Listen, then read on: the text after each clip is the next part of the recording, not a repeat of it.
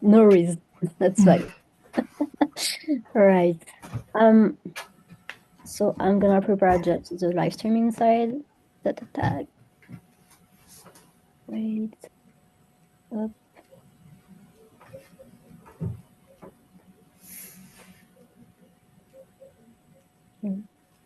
Tac. Tac. Select the source. Hop. Donc OBS. Et tac, tac. Hi everyone.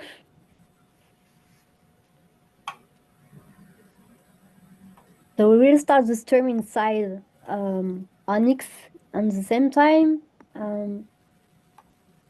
Just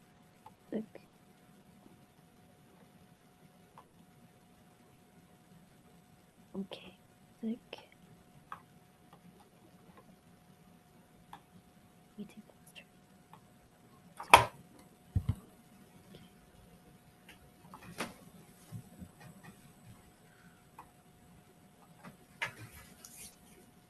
All right.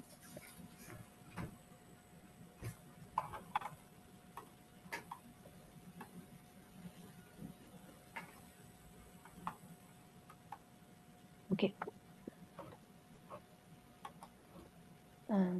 Tac. So wait. Normally we are live on Twitter. Yes. All good.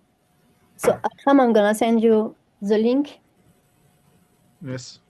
Send it to me, and hi everyone, by the way. Yeah. And I will share directly with our com team. All right. Let's go. Tac. All good. Thanks. Just I will put a reminder, quick reminder on the chat. We are live. All right. So people will come along the way. So just to make sure everything is okay. So Onyx, we can see it, and then okay. Are you ready, Carolina? Yes. Hello, everyone. I can start to share my screen if it's okay for you, Solen. Yeah, for sure. Thanks, Carolina, for being here. So to introduce a bit Carolina. So we were together in Cryptosphere at Cryptosphere. So it's actually the first leading European blockchain club. And so basically we were doing some stuff together, and then actually on my side I was at Ledger before too. So I know pretty well this company. Karina jumped into it just after me, and right now she's doing some stuff there. So she gonna present herself better than me. But she's a really great person, and we are glad to have her today with us. Thank you very much, Solen. And yes, I'm very happy to be here with you today to talk about Ledger and security. Yeah, let's go.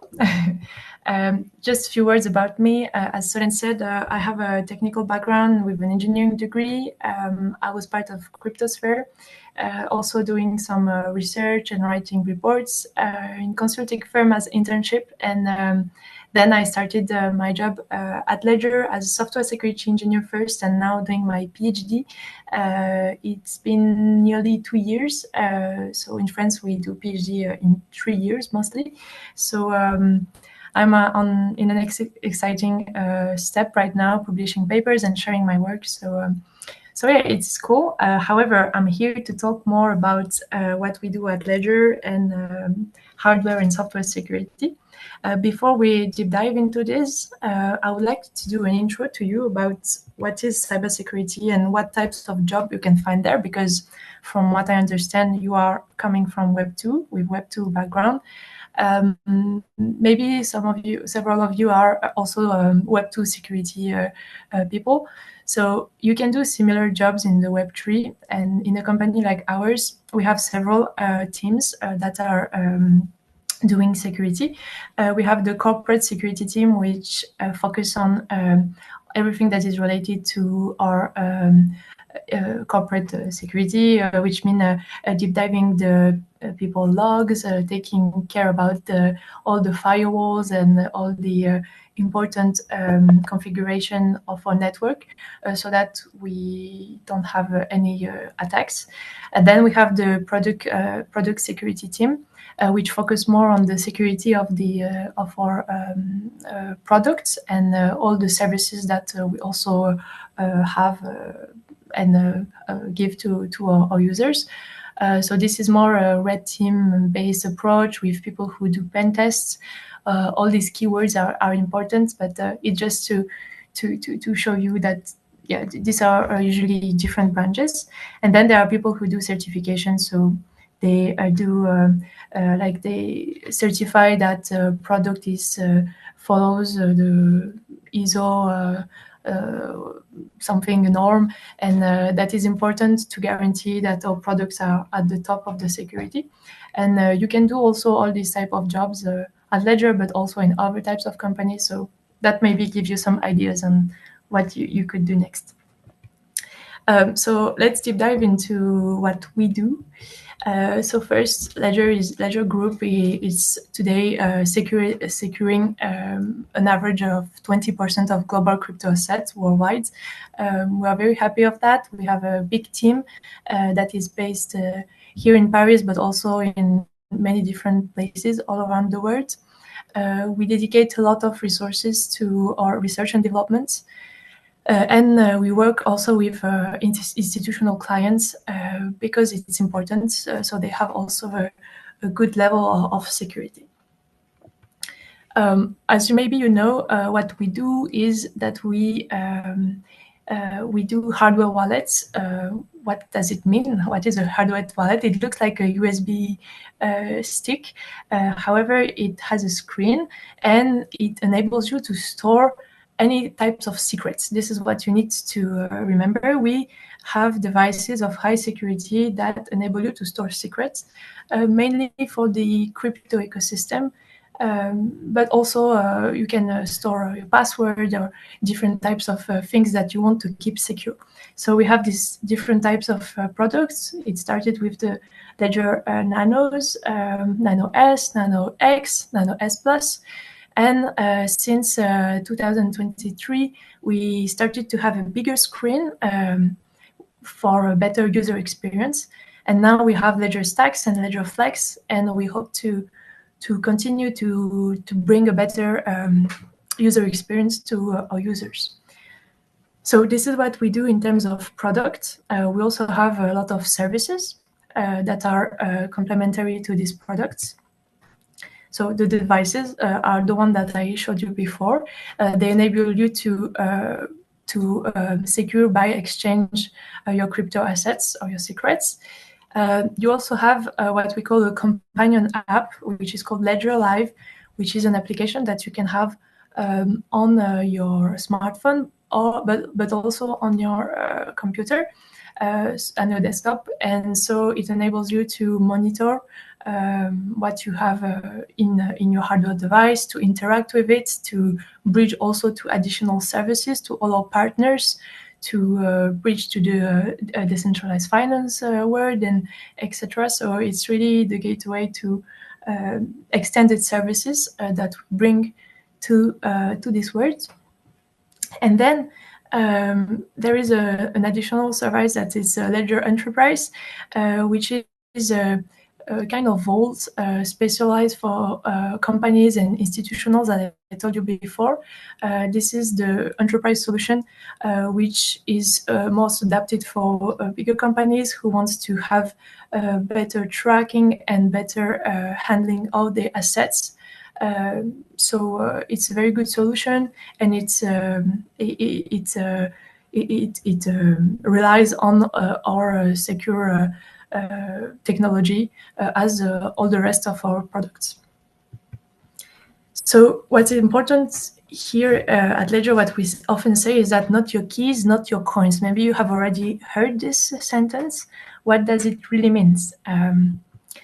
to own a crypto asset means that you have the control of the private key that manage your crypto asset. And this is very important. When we say that you have a wallet, what do you have inside the wallet? You don't have the coins, you have the private key that enable you to access your coins. This is really a big difference with the physical world. When you have cash, you put cash in your wallet, but here you don't put the coins or the bitcoins or the ether in your wallet. You put the private key that enables you to access your assets, your crypto assets that are on the blockchain, and they never leave the blockchain. It's just a way to show that they belong to you. And this is the most sensitive part that you want to preserve and to secure and to keep it in a secure place. Here is a little explanation of what's the private key. We don't have to deep dive in a big cryptography notions, but it's just very simple. Initially, in our world, you have a private key that is associated to the 24 words seed phrase that maybe when you have created your MetaMask account or any other wallet account, you had to note somewhere all these words. They're equivalent. Having the private key and having a 24 word seed phrase is equivalent, and this enables you to sign a transaction or to sign a message showing that it's you that has signed this message. And then if someone wants to verify that you have signed it, they can verify it using the public key. The public key is linked to the private key, but it's meant to be public. So you can distribute it to anyone you want, and then people can verify that it's really you that have signed the transaction. That's really the basic that you need to understand. Maybe I will just add one last thing, is that from the public key, we derive our public addresses, and the addresses is what you can find on blockchain explorers like Etherscan or other explorers. When you look for a transaction, you see that the transaction has been done from an address A to an address B. And so from where comes this address? It comes from the public key. And from one public key, you can derive, that's the technical word, many different public addresses, and then use them to send or to receive crypto assets. So that's for the technical part. So from this slide, you need to understand that what is the secret that you need to store? It's your private key.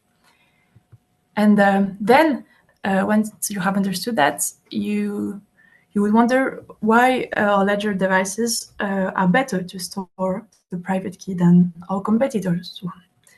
So first, we talk about MetaMask. MetaMask is one of many other software wallets. We also call them hot wallets because they are online. You can access them anytime that you have access to internet. Yeah. Yes. Tanishka, do you have something to say? No. Okay. Okay, no problem. That's fine. Yes, so software wallets and hot wallets, they are all the time exposed online. They are usually, you can have them as a plugin on your navigator and access them anytime you want to then do transaction and so on. The difference with hardware wallets or cold wallets is that cold wallets, they only connect to internet, if I can say that, when you do the transaction, and the rest of the time they are offline. They are not connected to any source of internet or on any network. So this is a good way of securing your private key, because if there is a vulnerability that is found on any of those wallets, if it's on a software wallet, anyone can just find your wallet and try maybe to exploit it or something. Whereas on the hardware wallets, as long as you keep it with you and you carry it, and there is then a fix that comes, you are less exposed to this kind of attacks. So that's the first thing. And then the most important thing is also that they have usually much better security because your private key or your secret is stored in a specific security element that we call a secure element. So what is a secure element? Yeah, Vishnu has a question about if we have to sign in somewhere, do we have to approve it from the cold wallet also? Do we have to approve it from the hardware wallet or the software wallet, right? Yeah, like, en gros, si on a signé quelque part, est-ce on doit approuver à partir du code wallet? You can approve from anywhere. Like if you have access to your private key and you have to sign a message, as long as you have a mechanism that enable you to sign, you can do it from a software wallet or a cold wallet or a hardware wallet. It's like in MetaMask, you sign transaction. In Ledger devices, you can sign transaction. They are all made to enable signature. That's why they exist. There are wallets, crypto wallets, and this is why you use them. Is that they have a mechanism that enables you to sign. So hopefully it helps to better understand. All good. Okay. So now we were saying that what is the secure element that makes the hardware wallet more secure than software wallets? So secure elements are electronical components that are used by many hardware wallets, but not necessarily all of them. But the most secure ones, I would say, and I will include also us, use a secure element. So it's a chip. It's like when you have your bank card or you have your passport, inside you have a chip. When you look at your bank card, you see there is a chip, and inside it there is also a secure element. So we use a similar technology than bank cards or passport use to store a secret. The difference is that the secure element we use is made so that you protect your own data, whereas on a bank card or on a passport, it's the company which protects the data they have about you. So it's really innovative in that way, is that you use a secure element to secure your own data, which is the private key. And why the secure element is secure is because it has inside the chip there is a memory, and the memory you can't access easily this memory.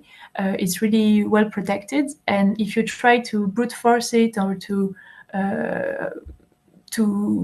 take the information from it by any way possible, you have additional sensors, which you can see here in blue or in green, which are blocking the memory from giving the secret to the attacker. It can be sensors like light sensors or electromagnetic wave sensors, because you try to inject laser faults or different types of attacks. And any kind of attacks that you try to do is supposed to be blocked by a sensor that is integrated in these secure elements. And this made them very robust and make the work much more difficult for an attacker to get the private key that is stored in this secure space. I have a question. Yes. Like, into our phone, we have a Yes. secret element somewhere.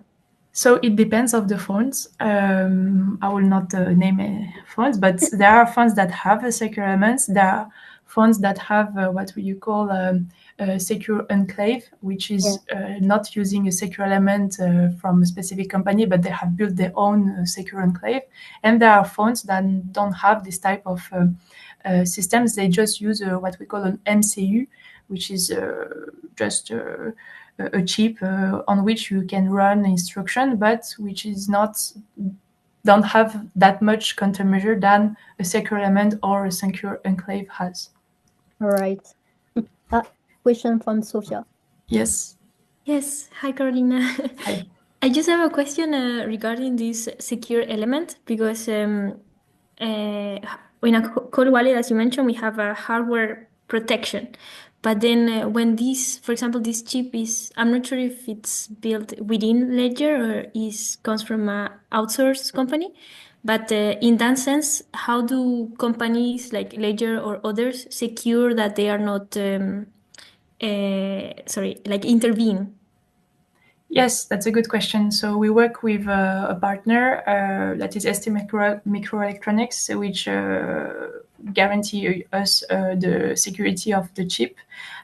We have one of the best secure elements on the market, to be honest, and that's what makes also the difference between us and our competitors. But of course, it's a partnership, and we know that their secure elements is one of the best. So for now, we work with them and it works good. Our competitors have other providers, and it's always a trade-off that you made between what you build and how you integrate these secure elements into your architecture. But as far as we have seen, we think that it's a good model, and we continue to use it. And if I continue, why I can say that is not just I'm saying these words and that's all. So we have at Ledger we have a team that is called the Ledger Dungeon, which is doing many attacks and also adding countermeasure to a product. In that sense, to always guarantee the best security as we can. We have different types of laser benches, and here, for instance, you have a laser fault injection bench that we have presented at Hardware I/O last year, on which we test our product, but also our competitors. And the goal is to always understand what is done on a hardware chip and how we can improve the security. So this is actually it was very interesting because it's a bench that you can move from one place to another. You see here it's in a box, so my colleague just bring it here, and it's like a portative laser bench. It was very innovative. We also have bigger ones. These two pictures are public, by the way. They have been shared in conferences, so you can find them on the presentation related to the description. So yeah, this second here installation is a bigger laser fault injection bench that enable us to be more precise, more fast in the laser injection. And maybe I just haven't really explained why we do laser injection. The goal is to perturbate the electromagnetical circuits. So when you have a chip, you know that there is a circuit and there is a transistor that is communicating with another transistor. And maybe during a very important operation that is, for instance, proving the integrity of the firmware, if you perturbate the circuits at the moment on which the firmware is proving that the software is genuine, maybe you can have something interesting. You can bypass this check. So that's why we do fault injection. Is we perturbate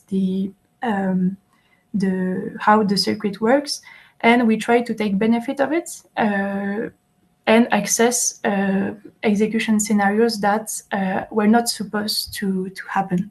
We can do it with laser injections. As I said, we can do it with electromagnetical injections.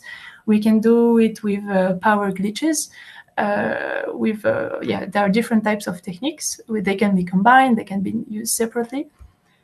But the goal of all of this research is to test what we can do, and that is what we do at the Dungeon, is to make sure that our products can resist the hardest attacks, and also we test, as I said, our competitors also systems and chips.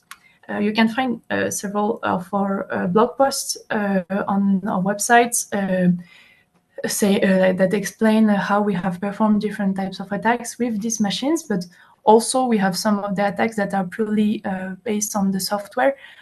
For instance, we had a case of a wallet that didn't have a good entropy in the generation of the seed, so of the generation of the private key, if I can say it just simply. So yeah, there can be also some computation that can be done at that level. You can find also good initiation videos that are called Enter the Dungeon on our YouTube channel, on the Ledger YouTube channel.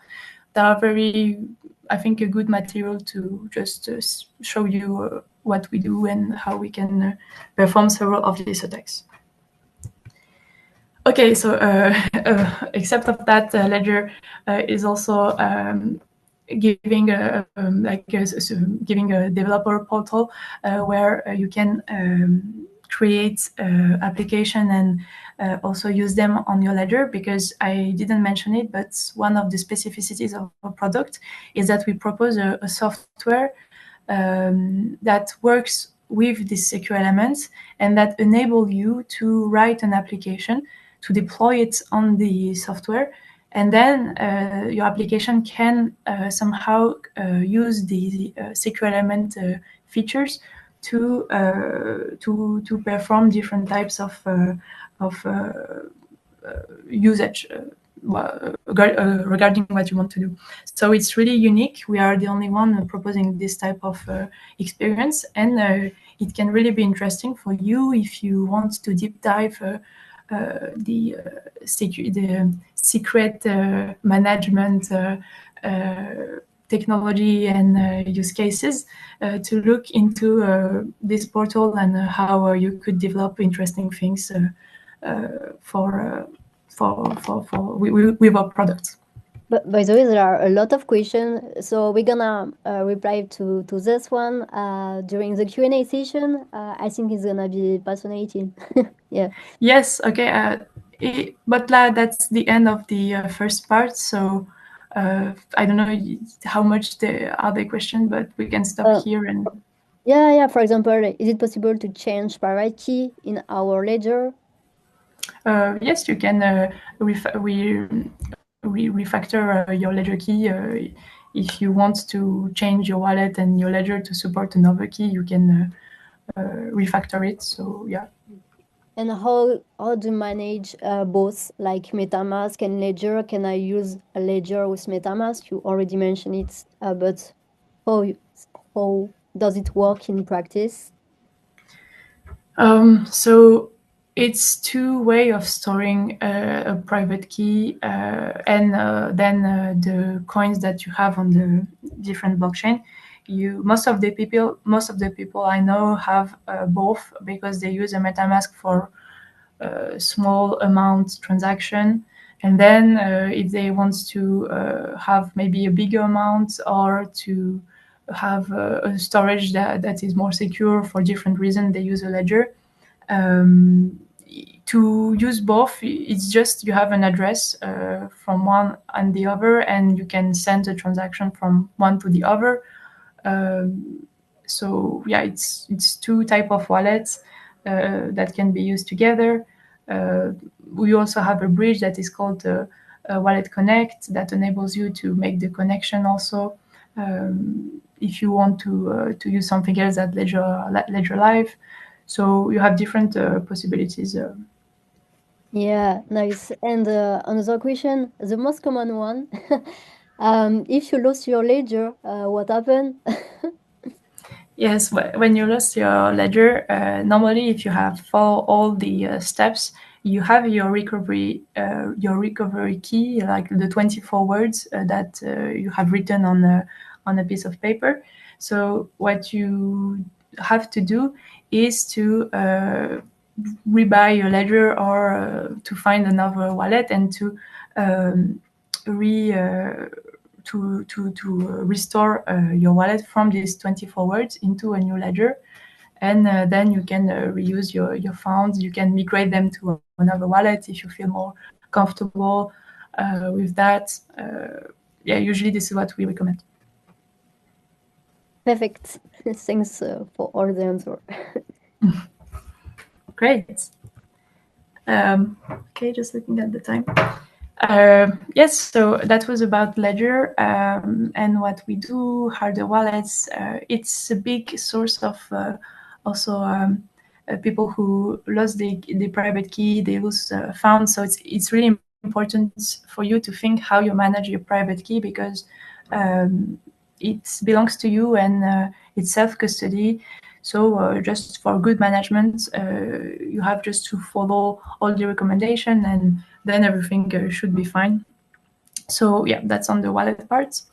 And then I also wanted to share with you some pieces of information to better understand Web3 security more generally. So since you are willing to enter this Web3 ecosystem, I'm just sharing here a little overview that I like to work with of the current simplified ecosystem of Ethereum, Bitcoin, EVM, and alternative L1s. So the only thing to note that I wanted to underline here is that it's very modular. With the last years, it becomes there are a lot of components. There have been bridges between these components that have been created, and it become very modular. Even now we talk about layer trees. So we have this split of all these components, and in security, this brings a bigger attack surface. You don't have anymore only Ethereum or only Bitcoin. You have a whole ecosystem with vulnerabilities and attacks that can happen at different layers. So it can be on smart contract, on the EVM, on the blockchain nodes, on the bridges, on the new languages that have been developed to write the smart contract of the new EVMs or the new chains. So there is a lot that can happen. And when we look at what attackers can target, we can have several categories. The smart contract, as I said, which have been attacked a lot in the past years. But I have to say that the security has improved, especially for Solidity contracts. There have been a lot of audits, especially in the two previous years. And somehow now it's not the biggest point where there are the most of attacks. Right now, we see much more attacks on the wallet side, as I said, with people stealing private keys. Also in the infrastructure and the supply chain, more generally, attackers have understood that to master Web3, you need to master Web2, and there are Web2 components like the supply chains and the packages and all the building blocks of these technologies that can be attacked. Even the Linux kernel itself or the Windows kernel on which work the clients. So we expect a lot on this level in the incoming months and years in terms of attacks. And of course, the front ends. I understood that many of you came from this background, and it happens that it's a type of attacks that is increasing. We didn't find a lot of front-end attacks 2 or 3 years ago, but it's something that is really increasing. And the last example of Bybit can be put in this category. So if you have heard a bit about Bybit, it's good, but maybe it's not the case for all of you. So just a little deep dive on what happened and why you have to be aware of the front end of your application.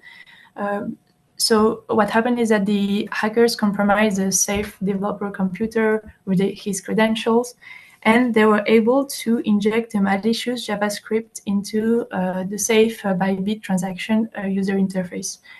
so that when Bybit users, the Bybit representative wanted to do a transaction with this user interface, first they blindsided a transaction, and so they didn't saw that there was an issue that happened in this interface because they didn't know what they were signing. So there were several types of issues here.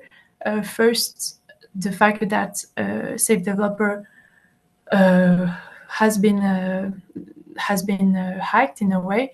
So it's very important to keep an eye on your credentials. So when you work for a company, to be sure that you rotate keys, that you have a good password management, etc. And then also the second point of this attack is that these users have blindsided a transaction, which means that when you sign a transaction, you can, for instance, only see the hash of the transaction. So it's just a hexadecimal number, which didn't give you a lot of information about what you're doing. And that's why at Ledger, for instance, we work a lot on the clear signing, which is an initiative to provide to the user who is signing a transaction all the details of what he's doing. So the amount that is being sent, the function that is being called, if it is a smart contract, the sender and the receiver, etc. And it's a bit sad that until now we didn't have this type of standard, and a lot of people were just blind signing a hash and signing this transaction like this. So this example gave us a lot of reflection, and we talked a lot also in the ecosystem so that it doesn't happen anymore. However, it's always good to deep dive this type of attacks and to understand why they happened. I think Solène told me that you are somehow aware of the site rekt.news, where you have a leaderboard of all the attacks that happen currently. So you can see the biggest attacks. It's called rekt.news, and you go in the leaderboard and you see all these sad things happening. But it's always a good source of knowledge. So that's about just a little thing about the front ends, and also to finish, because we will be not talking about smart contract, because I think you will have also other interesting people who will come to talk a lot about the smart contract security while we talk about it. And now just to focus also on the infrastructure, because it's a topic that people don't really address often, I would say. This little analysis that it's a really personal analysis, and it's only for me, my point of view.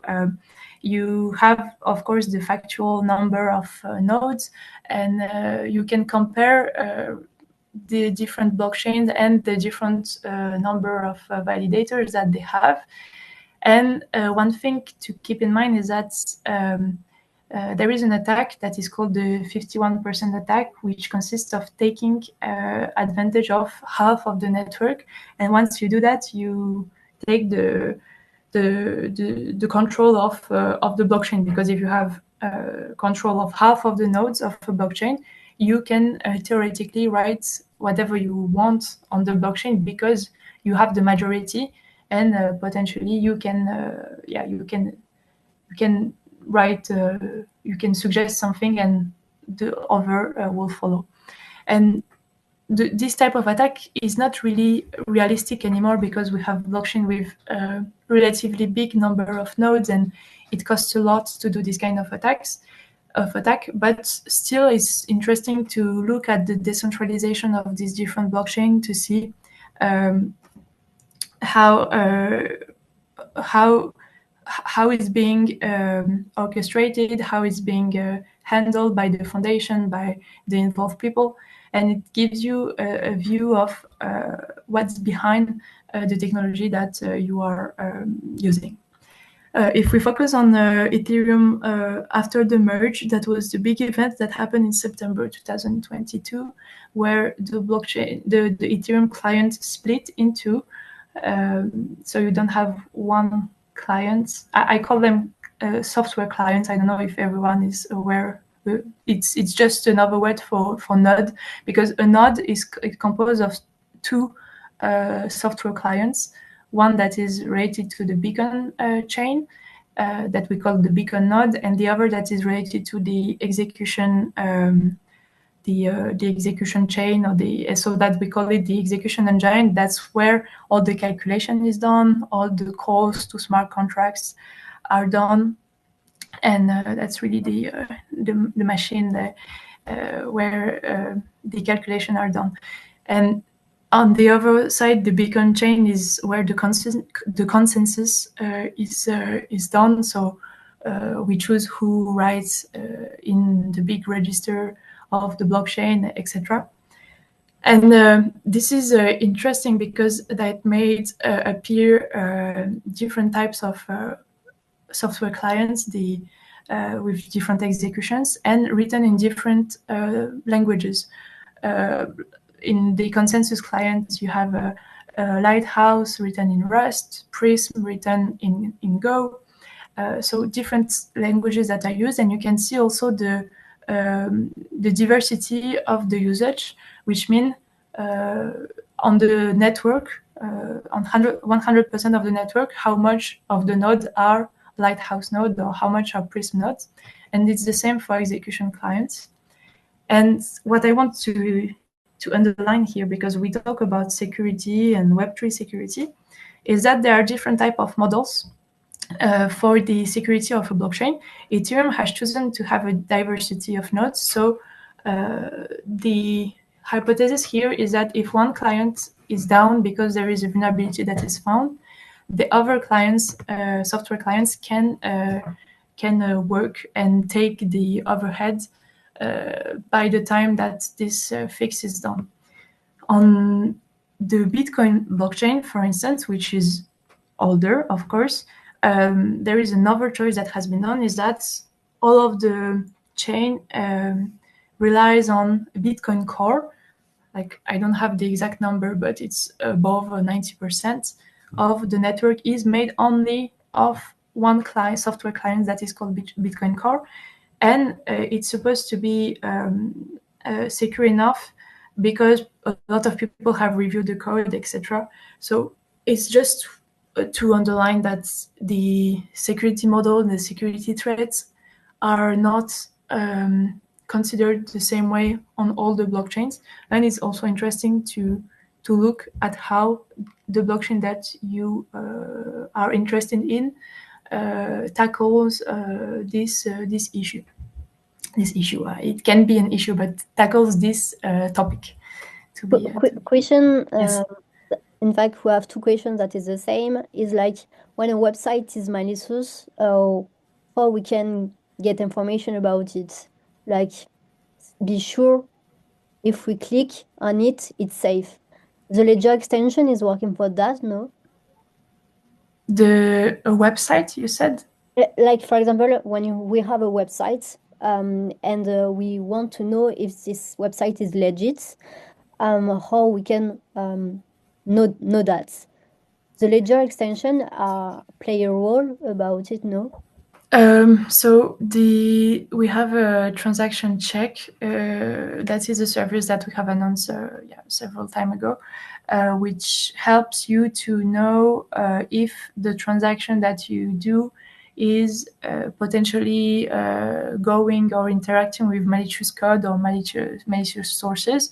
But this extension is to analyze your transaction so that you don't blindside something, or so that you don't execute a smart contract that is malicious. This is what our transaction check tool does to help you. But if the question is about any website that is on internet, I think so. I mean, it's we don't provide this specific service because it's a very general service. I would recommend to verify very much the URL to see if there is no strange characters or an extension that is not that doesn't seem to be original. You really need to look carefully to the extension. You can Google it also. There are other websites that specialize on this, but it's really Web 2 related, kind of general. So I would advise to do that. Probably we can talk a bit about airdrop. Like, I mean, you can see when you scroll on Onyx that you can get like, you can claim a airdrop, but in fact it's like a fake website that's gonna just take all your funds. So be aware about it, that some scam happen, and yeah, it's on the regular basis. So just be aware. Yeah, I think you have to do a lot of research when you're claiming a airdrop. You have to Google everything about this. See if there is a Telegram, Discord, the website, people who have written articles about this, the profile of the people who launch it. From my side, I try to be very to look very closely to all these details because yeah, you have a lot of scams. The website is not enough at all. So you have to double check everything, to do a lot of OSINT. And yeah, there is not really miracle solutions. I guess yeah, you can connect with the community that you are in, like here, Web3 Pack, to ask if someone else has done this before. So yeah, do a lot of research. Exactly. Thanks, Carolina. Okay. Yeah. So that was just about the Ethereum and the software clients. And we are heading a bit to the end of the presentation with several additional things. You maybe when you are or will be developing smart contracts and you would like to deploy them on any blockchain, you will need what we call a node as a service or a provider to connect to this blockchain, because you will not install a node, a software node on your computer and through it connect to the blockchain. You need an API. So the most known are probably Infura, Alchemy. What you just need to understand is that they are centralized services. So when you go through Infura or through Alchemy, you go from the decentralized world to the centralized world, and then you go to the blockchain, which is centralized again. But sometimes it's not always obvious. Everything in the blockchain ecosystem is not decentralized. The blockchain is decentralized. Many of the additional services are not. So just be aware that these are points of centralization. If you choose to use them, it's good, but you have to be aware of that. Same for ENS domains, which are very nice services and improving a lot the user experience. However, they are also a centralized service that decrease your anonymity on this in this ecosystem. So it's good, but try to have several accounts. If you have one ENS, try to have other public addresses that are not related to ENS domains, to kind of have separate identities. This is what we talk a lot in security, in digital security, is to have separate digital identities, so that everything is not related to you to one identity. That's the last and the last advice I can give you, or maybe not. Other advices you can, if you want to continue to deep dive security, Web3 security, there is a lot of resources on Securium, very, very nice website, YouTube channel, and Discord. There is a good also newsletter that I check very often for years now, Blockchain Threat Intelligence, that summarize every 2 weeks or every week what happens. Different courses that I think you will discover soon, and also we are already on it. already on it. Perfect. So you know everything, and there are also funny challenges. Security challenges on platforms of bug bounties like Immunify, Codarena, Cantina, or Sherlock. So yeah, go for it, and this is how you learn things, is by doing. So yeah, encouraging you to go there and to see all these things. Thank you for listening, and I hope you learn a few things. Pretty huge. Thank you for this presentation, Carolina. So I think we already replied to all questions during the presentation itself. So if you have anything else to add, what kind of cybersecurity measure do you use personally? Measure? Les mesures de sécurité, j'imagine. Oh, it's what I said is like for personal, personally, it's what I said. It's separate digital identities. Having a good password manager. Do not write your password on a piece of paper that you have on your bedroom. There are good solutions that you have to pay for that. I think we are in the world that is becoming more and more digital, and for that, to better protect yourself, do not take security for granted. And if sometimes you have to pay for a security solution, I consider it today normal. And have also a Google Drive or another drive that is where you store sensitive data. That is secure enough. So do research about maybe other drives that can give the services. And be aware of what you post online. All this type of things can help. All right, nice.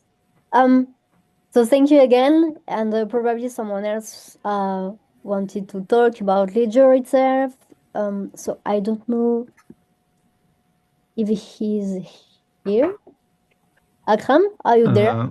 Oh yeah. I'm here. Yes, I also wanted to bring someone from the HR team to this session, but unfortunately, they are not available on that slot. So what I can do is after this talk, feel free to visit our LinkedIn page. Normally, every open positions that could bring some interest to you are listed there. On top of that, I don't have that much to add regarding what Carolina said. It was perfect. But we are reachable, and if you have any questions or any specific needs, feel free to ping Solène, and Solène will come back to us, for example. And that we also have other sessions incoming this year. So this is the first one, but we'll continue to move on. And until then, feel free to come into these future sessions, and keep in mind your questions until then if you want. And thank you again, Solène, for everything. Oh, thanks to you. Thank you. So yeah, basically we're gonna have another session that's gonna be on May, June, something like this. More on the technical side. When I said on the technical side, is for the live coding session, something like this. And so yeah, just that, and then after yes. So we have a few ledgers. So feel free to, like, you know what you have to do internally for that to claim your ledger, and then you're gonna receive it on June 2. So thanks again everyone for coming. Thanks Karina, Akram for this session. Hope it was great, and we keep in touch anyway. If you have question, Karina is on the Telegram too, so feel free to reach out to her. Nice. Yes. Thank you very much for having me too, and see you on Telegram. Bye. Just bye-bye. Bye bye.